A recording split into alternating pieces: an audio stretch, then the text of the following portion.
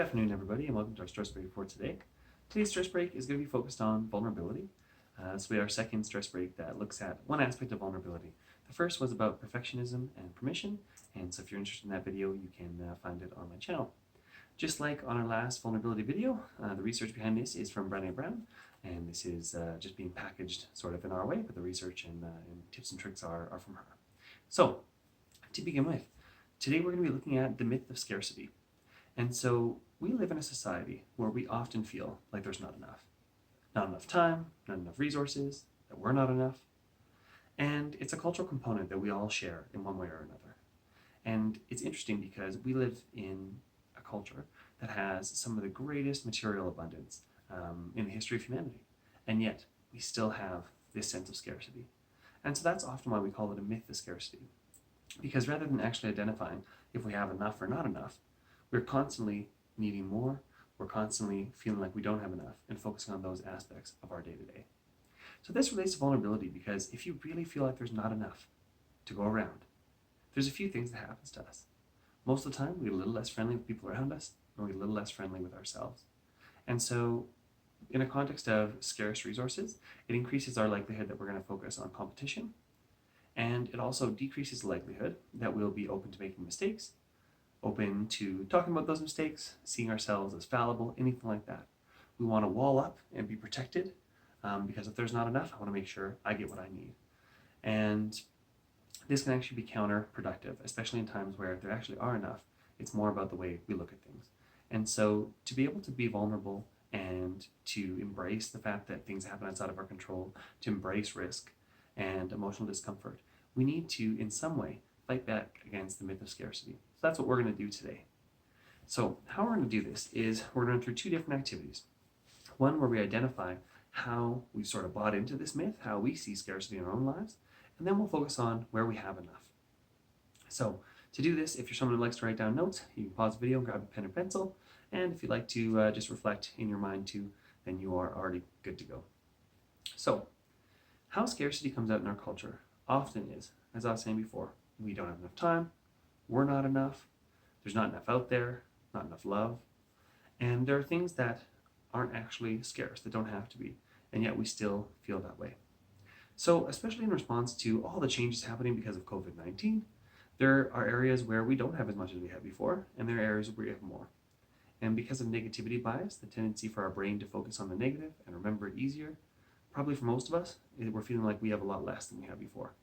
And I acknowledge that there really are restrictions now that there didn't used to be, but I still think that by the way we approach it and focus on it, we can make ourselves feel better or worse, or more or less sort of chained by these things. So I'm going to give a minute, and I'll do it as well. What I'd like you to do is to try to identify 3 different areas in your day-to-day where the myth of scarcity comes into play. This could be work-related, this could be home, whatever you'd like, but 3 places where you just feel like there's just not enough. There's just not enough. And so we'll take a little time to brainstorm and identify for that for ourselves. You can start now.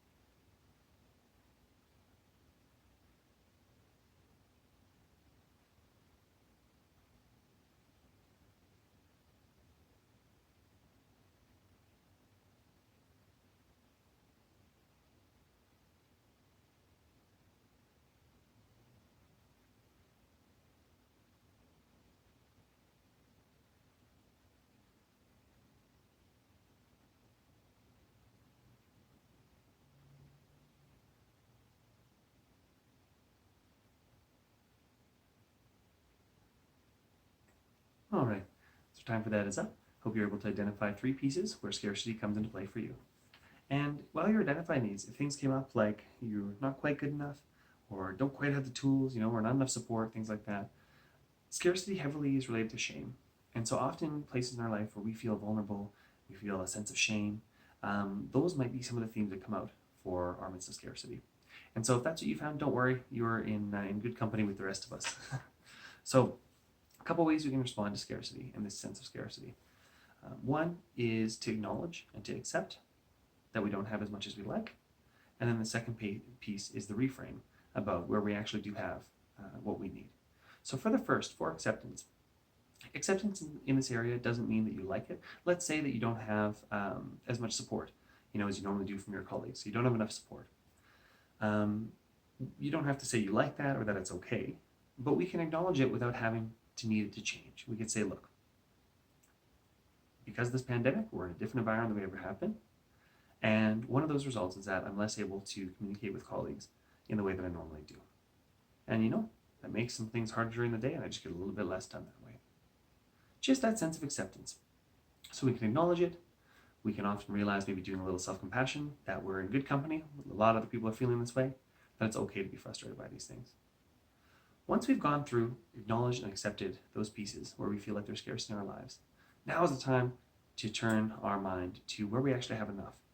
Sometimes people like to jump from scarcity to abundance and say, let's focus on where we have abundance. But as Brené Brown says, it's kind of two sides of the same coin. Having enough is the opposite of scarcity, not having more than you could ever imagine, right? And that's what abundance is. It's a sense that you either don't have enough or you have so much surplus, and that's what it takes to be enough, right? But that's not. And for example, we throw out a lot of fresh fruits and vegetables because we've got to have enough, but our understanding of enough is actually sort of the surplus, the sense of surplus. And so if you can, fight against that and just try to identify places where you feel like you have enough. So we're going to go through the second piece of the activity. Same thing, you can jot down notes if you like, or you can just do it in your head. And I'd like us to take a minute. We're going to identify the areas during our day where we have what we need and where we have enough. And if you'd like to, feeling a little bit of gratitude, feeling that sense of thankfulness that we do have enough, I think will help to seal this into our minds so we can really feel it. So we'll take a minute and we'll identify 3 areas where we have enough during our day-to-day.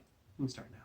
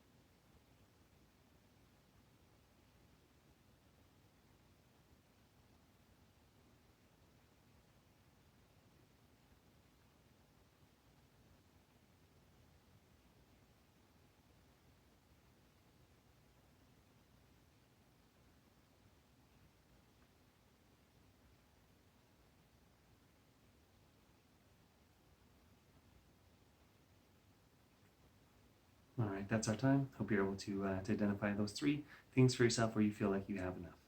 Because us looking at our world through this lens of scarcity is a habit, it takes a while to undo that habit. So I find that practicing this, kind of reframing and focusing on where we have enough, a little bit of that every day will slowly but surely help bring us more into line with what's actually going on around us, help fight against that negativity bias, and help keep us in a positive place where we know and can acknowledge that we have enough and that we're enough. Remembering too that perfectionism sneaks its way in here, and so part of our piece of acceptance can be knowing that even if we don't have enough to be perfect, we probably have enough for it to be workable. And we can just kind of focus on that and let that carry us through our day. Thanks very much. Hope you've enjoyed this stress break. I'll see you again next time.